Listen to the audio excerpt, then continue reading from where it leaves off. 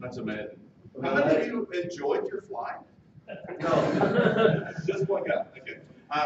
But so seriously, I mean, this is an extreme commitment to come all the way out here.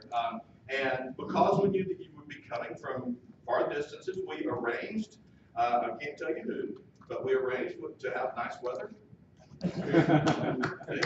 First day of the summit, and it is sunny. Yeah, so, which is extremely unusual. One of the things that I learned, I was telling my friend Jeff from the Netherlands, down in the background. Huh? The other Jeff. Yeah, the other Jeff. So I was telling him that out here, when it says precipitation 30%, that doesn't mean there's a 30% chance of rain. That means it's only going to rain for 30% of the day. He wasn't sure if he could believe me or not. So I'm Ed Wilson. I'm the Microsoft scripting guy, and I'm going to be around all week. So and Teresa, the scripting wife, is here. So she's the one that signed you in, gave you your badges and all of that. One of the things that I would ask is, so I write stuff every day. Yeah, how many of you have read the Hey Scripting Guy blog? Okay, how many of you have never heard of the Hey Scripting Guy blog? Cool. Hey, I wish this guy was still my manager. That's the used to be scripting manager over there. So yeah, so he used to wonder what I did. So now he can say, hey, a lot of people read this guy. Still what you wonder what I did. So one of the things that I would request is that during this week, find me, out in the hall or something. Come up, talk to me, tell me, or Teresa, if there is something that you would like to see from a documentation perspective. Last night at the pregame kickoff, the tailgate party, we were talking about documentation and writing blogs and stuff. And one of the things that is the hardest thing for me is trying to think of what people want to read. And the very best articles that I've ever had, well, they were written by people like Richard Sidaway. But besides that, the ones that I've written, the best ones that I've ever had, are the ones that actually came from real life, honest to goodness people who are trying to use this stuff on a day-to-day basis. Rather than writing the love-o-matic or or drawing a bunny rabbit jumping over a flower or something like that. Stuff I like to do. People try to use this stuff on a day-to-day basis to make their jobs easier. And when I hear stuff like that, and I can get a nice scenario, hey, I would like to be able to do this, this, this, and this. Cool. Then I'm in hog heaven. And I can sit down, I can start writing, and one of the changes that I made is I started writing series. So I'll have like 5 or 7 articles on a particular topic, cover it all week long. And so a scenario type thing that has like, hey, I need to do this, this, this, and that. I mean, that's perfect for a week-long series of articles. And those have been absolutely the best articles because they ring true, because they are true. So please, think about what kind of problem you've got when you go back home, when you get back to work. Oh my gosh, I was out of the office all week long, and now I've got all of this junk piled up. Hey, shoot me an email, tell Teresa or whatever. Let me know what it is. Maybe I can help you out. I'm not guaranteeing anything. I'm not a script monkey, so don't send me an email and say, hey, script monkey, write these articles. But I may pick it out. And if I do, I'll give you credit. And stuff like that. So speaking of writing stuff, how many of you have written a module before? Wow, pretty cool. Okay, how many of you write modules on a regular basis? Okay, okay, cool. Well, this is going to be should be pretty interesting for you then. So what I'm talking about is write modules, not scripts. And so the problem, the solution, the easy way to work with modules. We don't have a whole lot of time, but so what is the problem? Well, the problem is, when you start thinking about modules and writing scripts and stuff like this, is that a lot of people approach PowerShell the way that they did VB script. Oh, I need to write a script to do something. The problem is that usually a script winds up being pretty much a one-off kind of thing. And it's not very flexible. It's hard to share. It's hard to use. It's hard to modify. I mean, I've got some scripts that I wrote back in the PowerShell 1 days, that are 500 lines long. And I don't use them anymore. Because if I have to go in and modify this thing, I think about it. You go back and have to modify a script you wrote 8 years ago. That's like, dude, first of all, it's going to be depressing. Oh man, did I write that? But then after you get over the depression, and you start trying to look at it, even if you try to do best practices, and you got a lot of comments and stuff, it's going to take a while to figure out that flow. And quite often for me, the work is such, it's easier for me to write a new script than to try to modify that old script. So that is absolutely the problem. It's everybody writing the same script over and over and over again. So since this is PowerShell, I thought I'd do a little geeky thing up there, there are 229 scripts in the Scripting Guide script repository that are related to passwords, managing passwords. Find out when people's passwords expire. Find out a list of people's passwords that are going to expire and write them to a CSV file. Find out when they're going to expire and write them to an Excel spreadsheet. Find out when they're going to expire, write them to a CSV file and send an email. Et cetera, et cetera, et cetera, over and over and over again. And the problem is that at the same time, you can also go to the script repository. You can look over at the script request list. And there's a long list of people that have real-life problems that they would like to have solved. So from a community perspective, what we want to start doing is write modules, not scripts. Because we write it once, and then we can use it many times. We don't need 229 people wasting, let's just say 4 hours apiece, to write these scripts. That's over, 1,200 wasted people hours. Good grief. When it should have been 4 hours. And then you could use this 1,200 other hours solving other problems. So it becomes a resource issue. Wasted effort, lost opportunity, not meeting the computer the needs, and then it also confuses newbies. One of the things, I've been running the Scripting Guys forum, 5, almost 6 years now.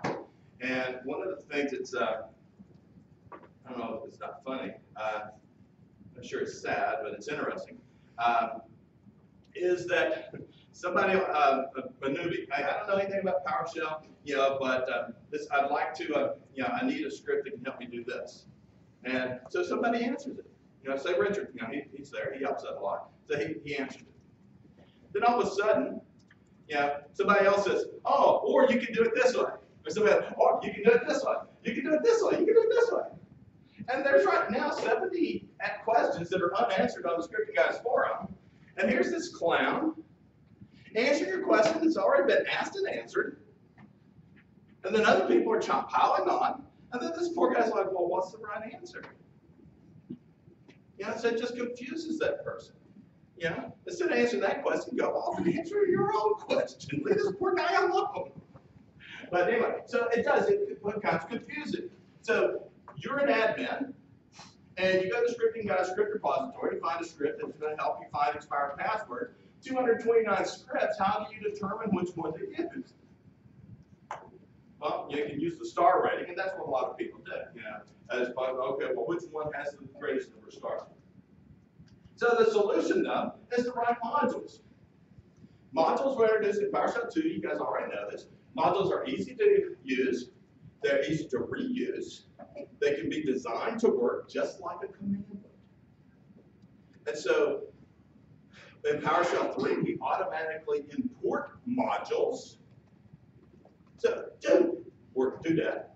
There is no learning curve. As a matter of fact, the newbie isn't even going to know if it's a commandlet or a function or a module or an advanced function or a who knows what. They don't care. It's a thing. And they can use it.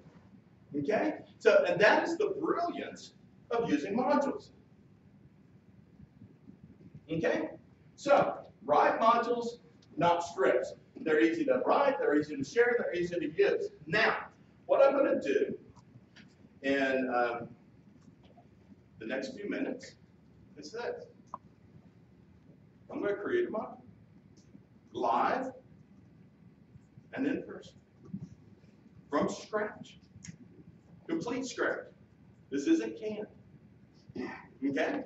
Now, and the point is, I'm going to show you how easy it is to do a module.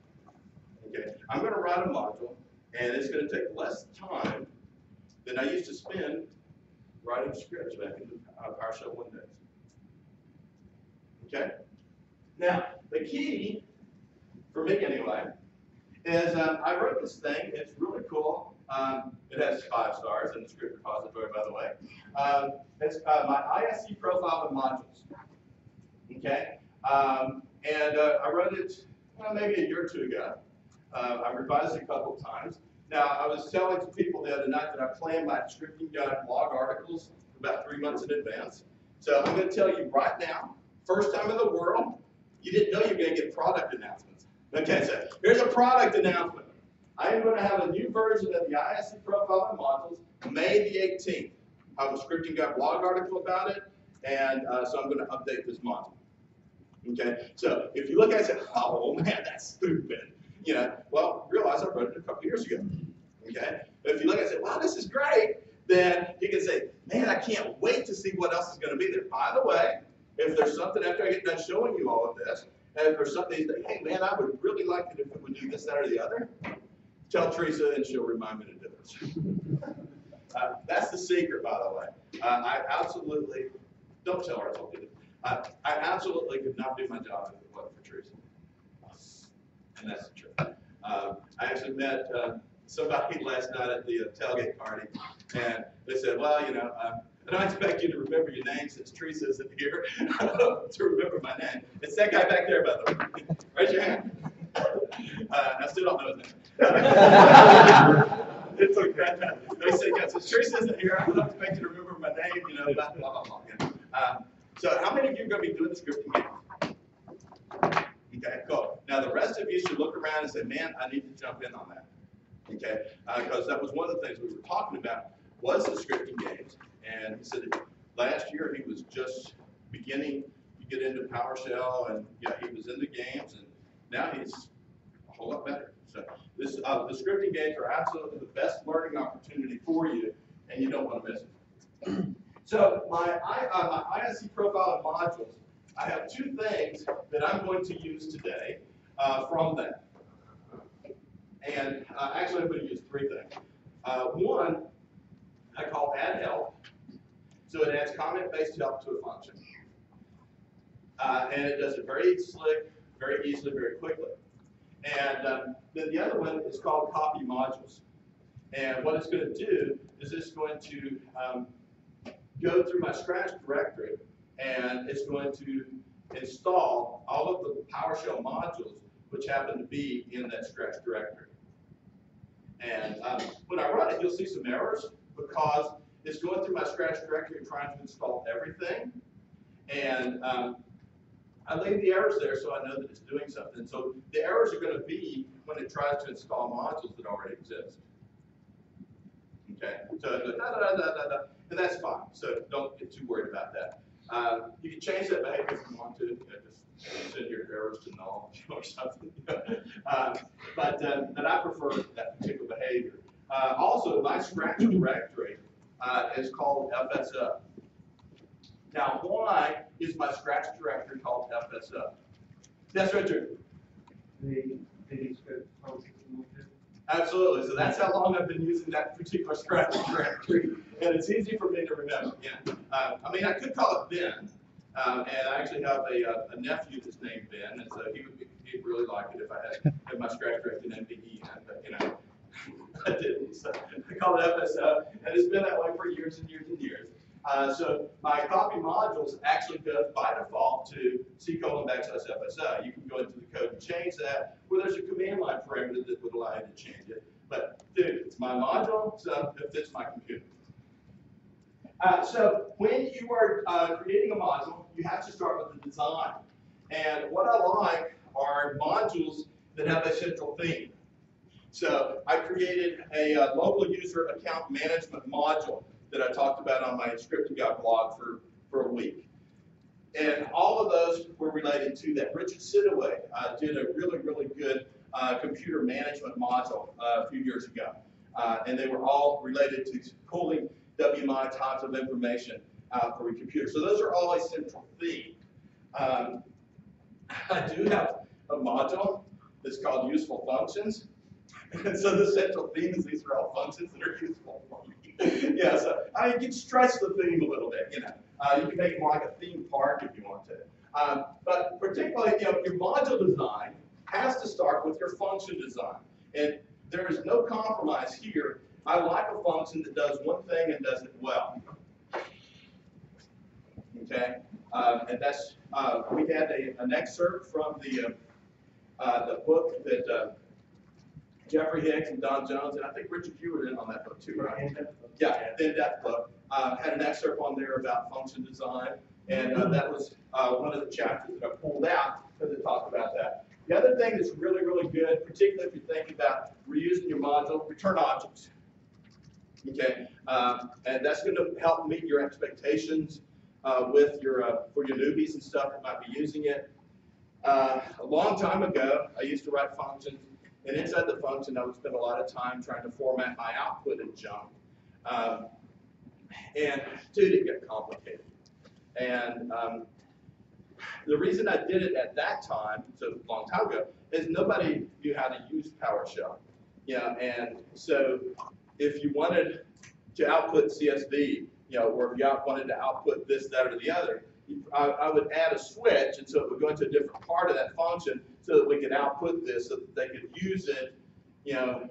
But nowadays, you know, once I decided, forget them, you know, I can then use PowerShell, return an object, and then they can send it to anything they want, you know, and to CSV, to printer, HTML, you know, email, whatever, yeah. And so if you leverage the pipeline in PowerShell, so it makes it easier for you, and it also really and truly makes your stuff more usable.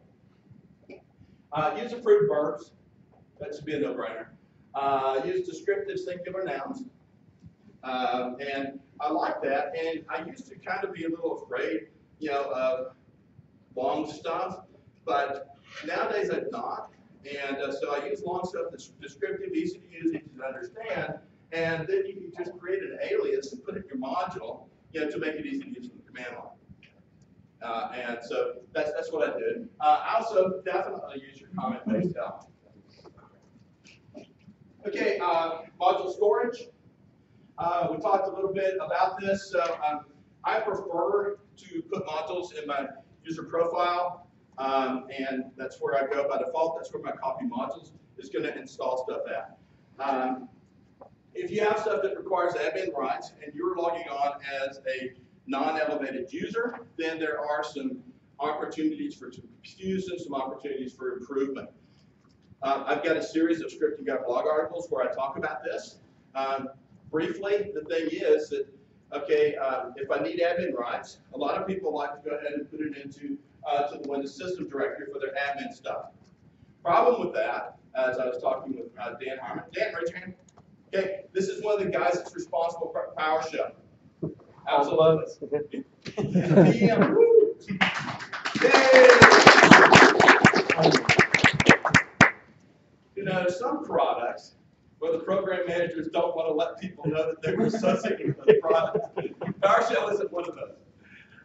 So yeah, they're all happy to go to TechEd and stuff and meet customers. You know, this is awesome. I was like so cool. I was telling Teresa last night. I said, you know, when I sent you that meeting request, and it came my hand moving at Summit. I go, man, this is awesome. I mean, we're in a dev cycle, and here's a PM coming to hang out with customers, and that's just incredible. And that's why PowerShell is such a good product. But so we were talking beforehand in the pregame warm-up, and he was saying, you know, the Windows directory, Windows wants to own that, and so you go sticking stuff in there, then you apply the service pack. You're going to have to go back and start sticking stuff in there again. So in my series of scripting guy articles, and I'll probably write something about this again, because some things need to be reinforced, and I've got some experimentation. You can put them on a network share, okay? And then then when you elevate PowerShell, which you would have a different profile, and you should be running as a normal lockdown user and only elevate when you need to do admin stuff, then that actually creates a separate profile. And so the stuff that's in your non-elevated user profile are now going to be hard for you to find in your elevated user profile. So it kind of defeats the purpose. The easy way around that is put it on network share, and then you can just go and access it. Now, what I haven't tried, in fact, when we were talking, I just kind of had this idea. What I haven't tried is I know that I can add to my PS module path environmental variable. What I'm thinking about doing is in the profile, adding my network location to that. And the reason that you want to do this in your profile is Dan was telling me something I hadn't noticed, and that is that if you modify that permanent environmental variable instead of doing it in your profile, then you could have, depending on your network conditions, have a performance issue when you first start up PowerShell because it's going to want to go off to that network location for the command cache, and you'll see some progress bars and all of that. The way around that, so that PowerShell can start up and do quickly, is to put it in your profile if that will work, and I haven't tested that. The neat thing with that, if it does work, the neat thing would be if I don't need those, I can start PowerShell with no profile, and then I don't even have any kind of hit whatsoever. Yes, sir. That does work. That's how I share some modules with some users in my company.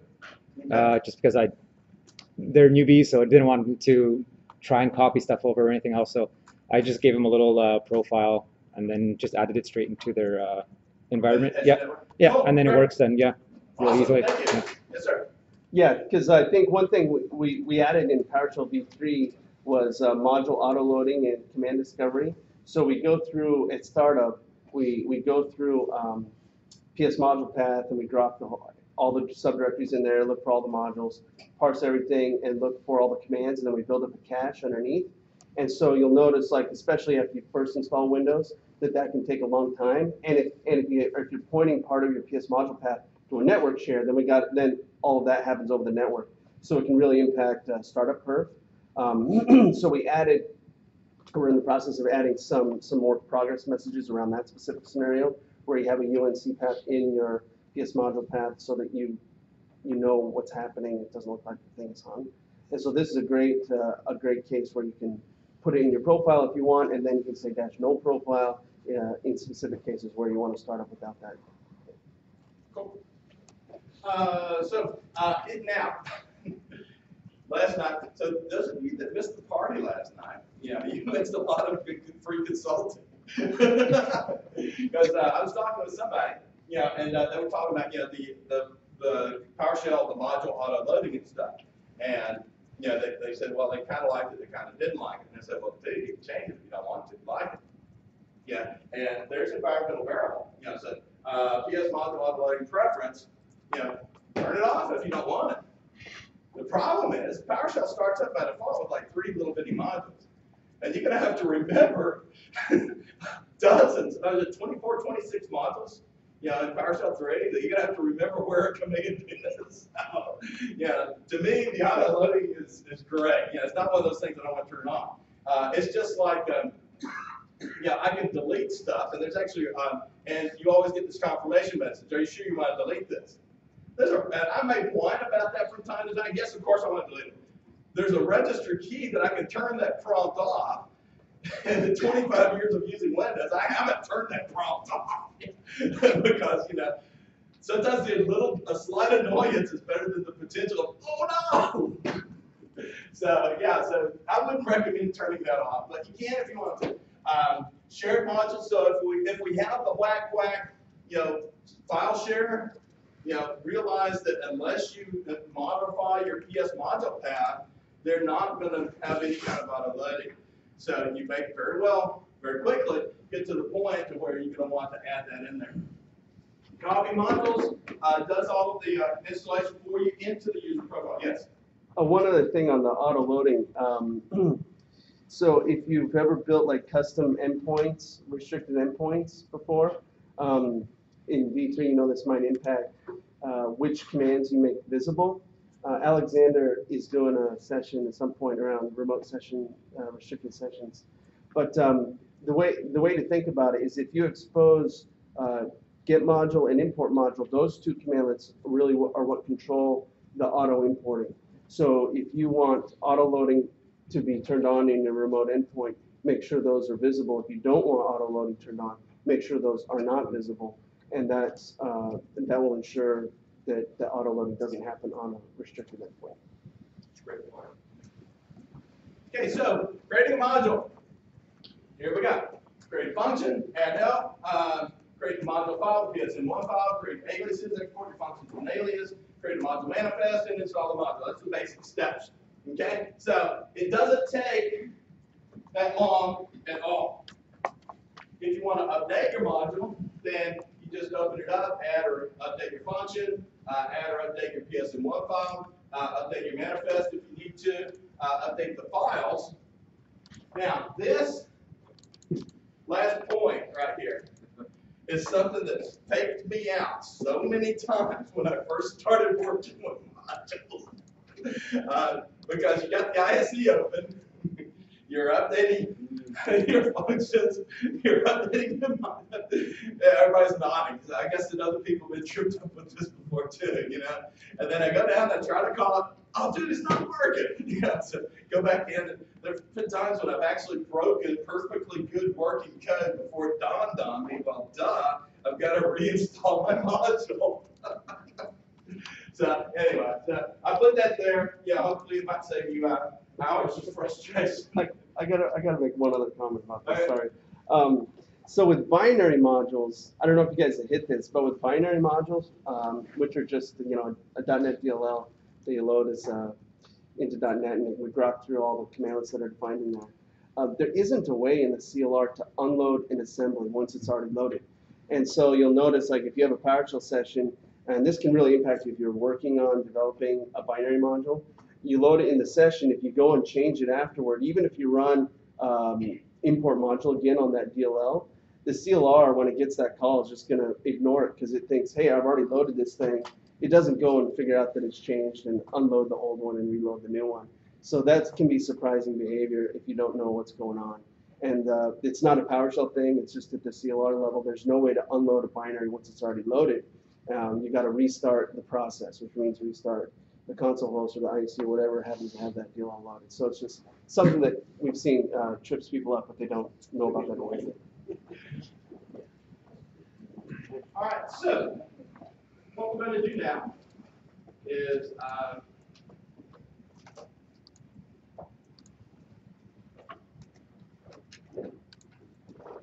we come over here, and so we're going to create a function. Then we're going to add comment-based help to it. We're going to create a module, and we're going to play with that a little bit. Okay? So how long does this take? Well, I'm going to do something really simple. So we're going to create a function. So first thing, of course, we have to use the my keyword sliding here a little bit. Function, and we're just going to call this get bias. Okay? Now, one of the things that I always do is I always put my curly brackets there whenever I'm doing this. Now, I know that there's snippets, and I was going to talk a little bit about snippets. So my add help function is something that in reality I have as a personal snippet. Okay, because snippets work absolutely awesome. I have a very generic function snippet that I use. There's 3 really, really good function snippets that ship as part of PowerShell, and actually they're really cool. But one of the reasons that I don't use those is they rely on something that's actually a lot of people don't realize that if you put your comment-based help at the top of a function, outside of that function, and you don't have a space between that comment-based help and the function, then it can automatically use that help. Because I have a tendency to sling things around a little bit and let my functions float farther astray, I prefer to put the help inside of my function. Okay? But anyway, so we're going to do this first of all. So we're going to write a function. And what this function is going to do is I'm going to get sim instance, and I'm going to do the class. Can you bump the font size, Ed, Yeah. for the old people in the back? That good?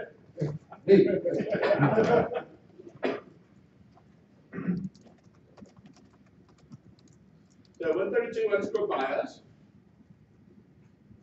And now remember I told you we want to return an object. So what I'm going to do is I'm going to select. I'm going to select the name, the version, the release date, and I'm going to select the manufacturer if I can spell it correctly. I think that's right. Okay? And so now I want to test it. Now this is something that even if your scripting policy is turned off, you can type code like this and you can run it because we're not loading a file at this point. This is something a lot of people don't realize. You know, they think, oh, well, we've got to change the script execution policy if we're going to use the ISC. Well, that's not the case. And so they get a little weird sometimes. It's also really funny because if you do this and then you save the file, then all of a sudden, and the script execution policy isn't turned on, then all of a sudden it doesn't work anymore. So there's actually a scripting life article where I talk about that on the script guys blog. So we ran this function and nothing happened, which is a good thing. And so now we're going to just call the function. So we're going to say get bias. Press enter, and we can see that we have in fact returned an object. I love select object. If I was going to give you a test, I would say, what is the easiest way to create an object in PowerShell? And the answer would be use select object. So I just created a custom object that does exactly what I want it to do, and it's like so easy. Yeah, you can take all of those crappy scripts, not that you wrote, but that somebody else wrote, that use like write host or format list, and change that command to select object. Pretty much cut and paste. And now you're getting objects back instead of strings or formatted text. Okay, so these are my 4 properties, blah, blah, blah, blah, blah. Now, can anybody tell me why I used get sim instance instead of get wmyObject? Yeah, well, you've answered one. Yes, Justin? To be able to do it remotely more quickly. Okay, that's good. What else? Better date parsing. Better date parsing. Absolutely, yes. Very good. That is the key. You can take everything where you were using get wmyObject, pretty much change it and use get sim instance, and now you're not going to have to futz around with all of these weird numbers and cast it into some kind of other weird number. You get that for free. Okay? So the learning point here is you got PowerShell 3, start using get sim instance. Now, oh, but I don't have it everywhere. It's not everywhere. Well, it should be, but beside that, if it's not, you can still use get sim instance. What you do is when you create your session, you specify that you want to use the decom protocol. And now you can use it and go all the way back and talk to that NT4 server that's still running in the corner. Assuming it's at least NT4 with service pack 6A, which introduced WMI. So you're saying there's you use like a command line switch so you don't need WinRM? It's not a command line switch. So you're gonna create a sim session. Okay. Okay, using like new sim session. Okay. And specify dash protocol decom. I'll be showing some examples of that in the next session. Cool. Okay. In this room. Because yes. Okay. Perfect. If Ed keeps talking, there won't be a next session because we're doing it in the next. I've still got 20 minutes, right? So here's the function. So now what I'm going to do is I'm going to save it. And so I'm going to save it to FSO. And I'm going to call this get bias. Now if I do not put an extension here, it'll automatically save it as a PS1. Okay, so now we've got a script. So what I'm going to do now is I'm going to add my help. So this is one of the functions that's in my ISE module. Okay, so I'm going to say add help. Nope. Add header description what I use for my book. So add help, and then it says Groovy, and so now we've got our comment-based help. And so this is the bias. This function gets bias. Function example.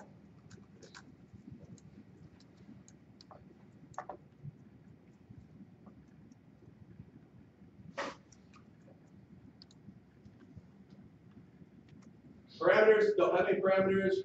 It's done. Okay, so that, and the name, I'd like to add in this name property right here. So that's how long it takes to add comment-based help to a script, less than 1 minute. So there is no reason to not put comment-based help in every script and function that you run.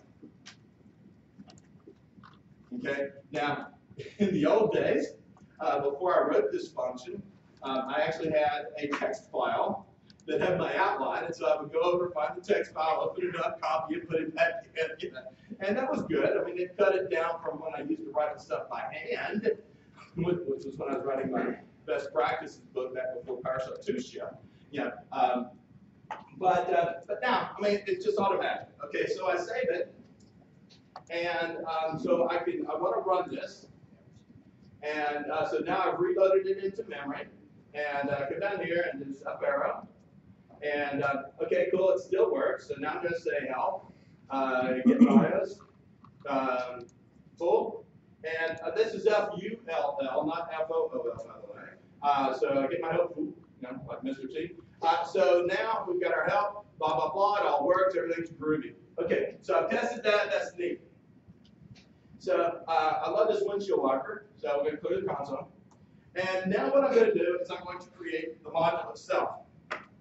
Now, this is what I used to do is copy, open a new tab, and paste. But since this is something that I did all the time, I decided to write me a function called copy script and new tab. Okay, this is also part of my ISE module. So this makes it very easy now for me to go in and modify stuff without worrying about messing stuff up. And I know I shouldn't end a sentence with a preposition, but oh well. So we come over here, and so now I have my function and a new tab.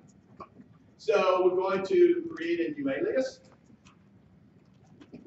New alias GB for get bias, and then I'm going to export module member dash function all dash alias all, and now I'm going to save this.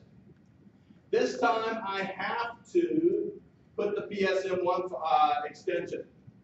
If I don't, I'll wind up with another script, which I've done that before. So get bias. Actually, I'm just going to say get bias .psm1, and now I say Garibi. Okay. So now what I'm going to do is I am going to install this module. So I use the copy modules. And just say okie dokie. So this is where we see the errors. And so what I'm going to do now is I want to look and make sure that my module did in fact get installed properly. So I can say invoke item and dollar module home. And I say Groovy. And so this opens up here. And we're looking for the get bios module. There it is. And there's my module itself. Okay. So at this point, I'm going to import my module. So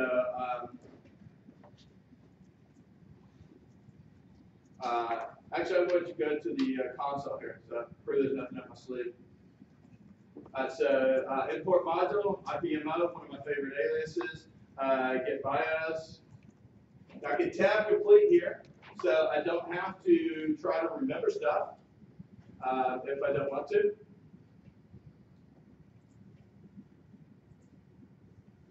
And then I say, OK. So I've now imported the module. So what I like to do now is to say get say get module, get bias, and press enter so we can see that we've got it. We've got our exported commands over here. And so now I can say get bias, press enter, that works. Do help, get bias, and that works. So we created the module and we've installed it. Now, one of the things that I recommend, and it's 9:30 exactly, so that took us less than 15 minutes. Now, one of the things that I recommend when you're creating a module is that you actually create a module manifest for it. Okay, I consider it to be a best practice. And this isn't a big deal. So we can say, we can do this, so we can say new module manifest. Specify the path, okay?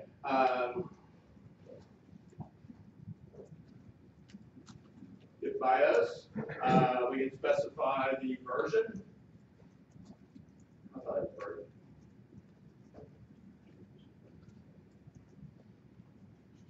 Author.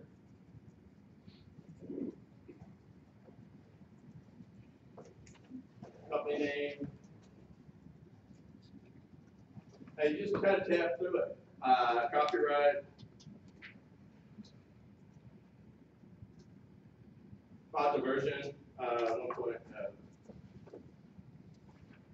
And we say Groovy, and we got our fit one.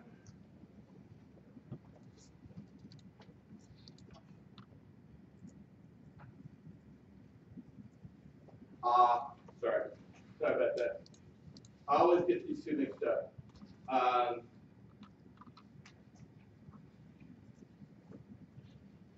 So path and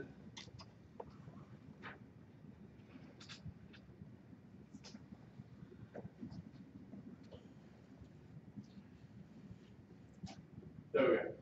Yeah, path and module to process. Always get those two mixed up. Okay, so we've got our module. So now we're going to come over and go to the FSO folder, and I want to show you that manifest, which is here. And so we went through here, blah, blah, blah, blah, blah. We created that. And so then now, we'll just go back over here, and I run my copy modules. And boom, it's over there. Then now we can go back and open this back up again. We can go to our Get BIOS, and now we can see that it's installed our manifest as well. Okay, so that's it. Any questions? Unless you're taking advantage of things that are unique to manifest, like the help info URI, what benefit does it give you to create the manifest? Okay, well, it gives me a number of things. Number one, if you want, from a selfish perspective, if you upload your module to the Scripting Guide script repository, we look for module manifest to populate the metadata that's associated with that module on the script repository. Okay, so from my perspective, do it. From your perspective, notice that I added a number of things in there. You know, my name, you know, the company, the copyright date, the version. That's the biggie for me. Yeah, it takes like 2 seconds. I could probably add that to my copy modules function to call a generate module manifest because all the information is already there. Maybe I'll put that in my next version. I doubt that, but yeah.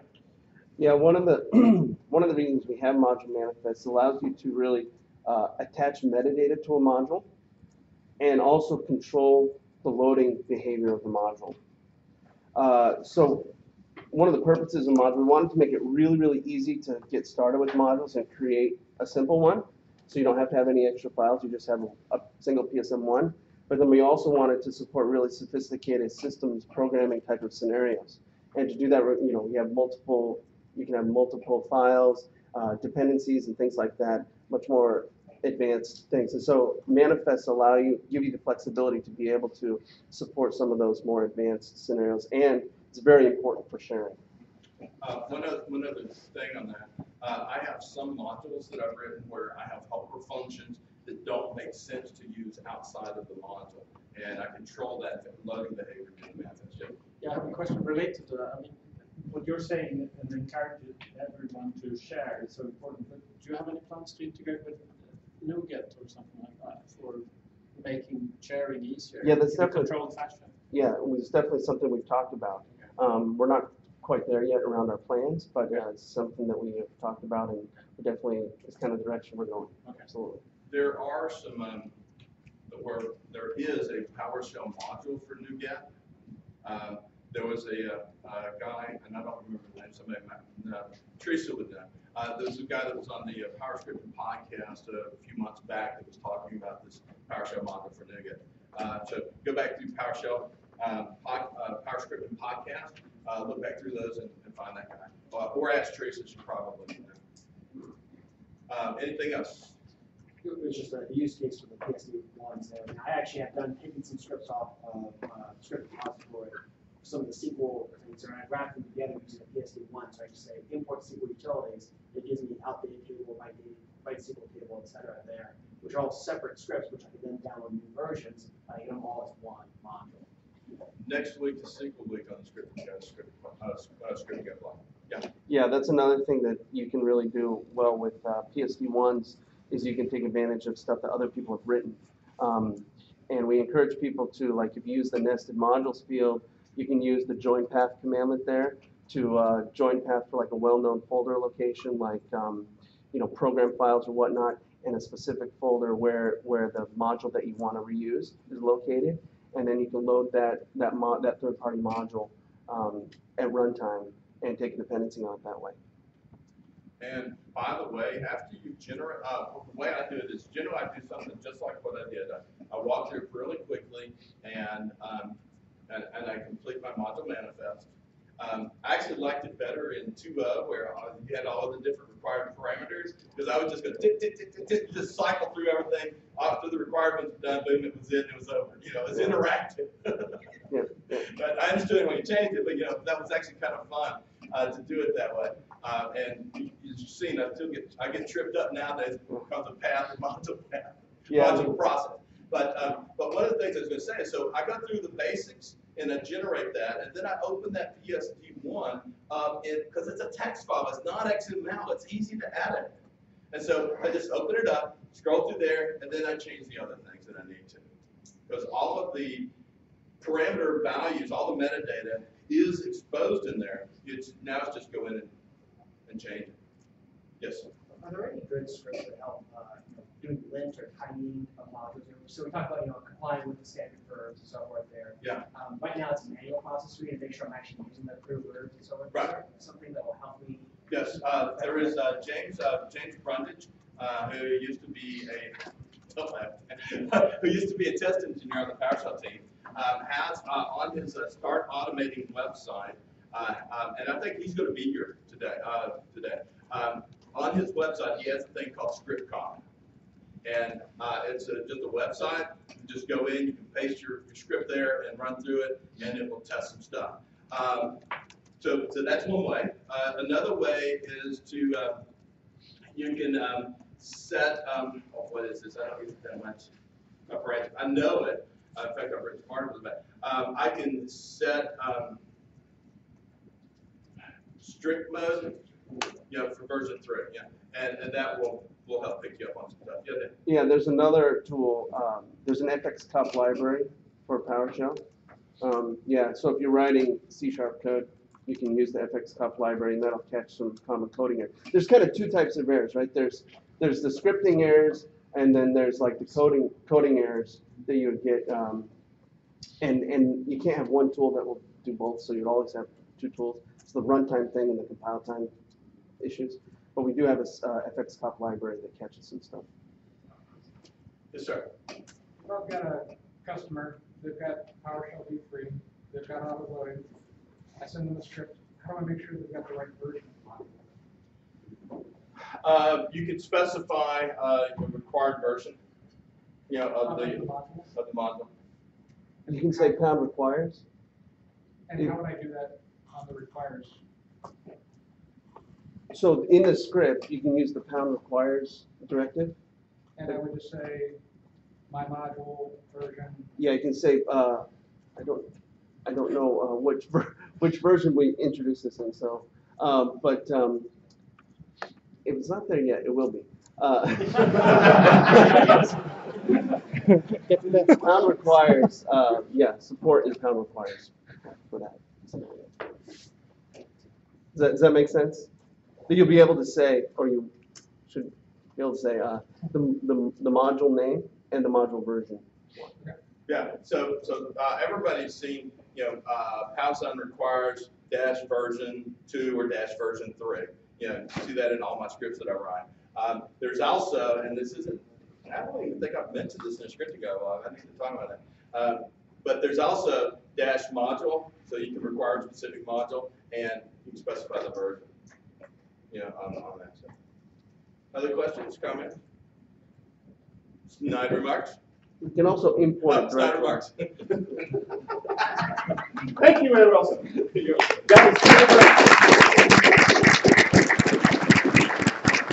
Let's go ahead and take a break and talk to Ed. And next up is we consider with check your schedules, make sure you're in the right place. Any other comments? I thought nowadays I like and what I do is Question for you. I don't know if something I get. I find that when I'm in the ISC for a long time, if I start running things here and there, the autocomplete starts to like really slow down a lot. Yeah. I don't know what is that just me not properly unloading stuff? 'Cause I noticed like after running stuff for a while, I'll have to normally shut down the ISC and then start it back up. Yeah, so there are two issues that I'm wondering if I'm not cleaning up memory enough or no, it's something. not really you. Let's see, there's the out. What is it? I'm trying to remember the exact issue. But we do build up a